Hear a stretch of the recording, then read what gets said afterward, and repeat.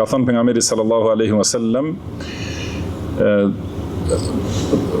gjëja më e keqe ose ejna më e keqe të cilën e mbush njeriu është barku i tij ose lukthi i tij, domethënë ajo është më e keqja që e mbush. Dhe ka thënë bihasabi imri'in luqaymatun yuqimna dhahrahu ose yuqimna sulbahu, do të mjaftojnë njeriu vetëm disa kafshata që me të cilat e mban drejt kurrizin e tij. Domethënë që sa të mund të rrijë në kamp. Por nëse do më shumë se kaq, domethënë nuk mund të rrijë vetëm me disa kafshata, atëherë ka thënë fa thuluthun li ta'amihi wa thuluthun li sharabihi wa thuluthun li badanihi.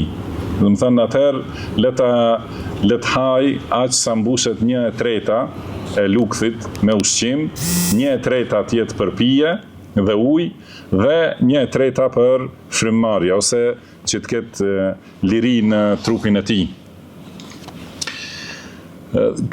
Ky hadith është bazë për secilën çështje në mjekësi.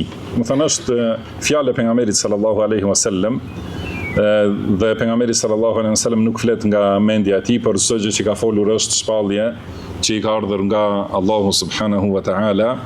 Prandaj ajo është hak dhe është vetëm mirësi dhe udhëzim.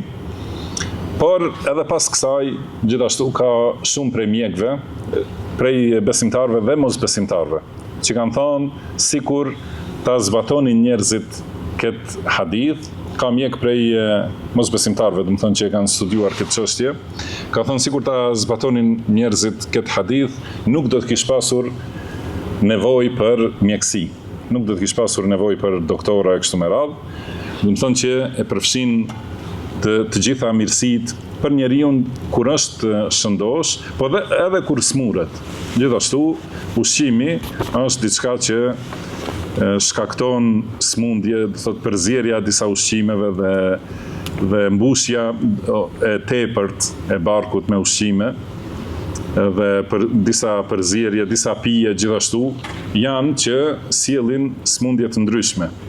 Dhe po ashtu ka në gjendje të smundjes, ka ushqime të ndryshme që pengojnë largimin e smundjes, do të thënë dhe pengojnë shërimin.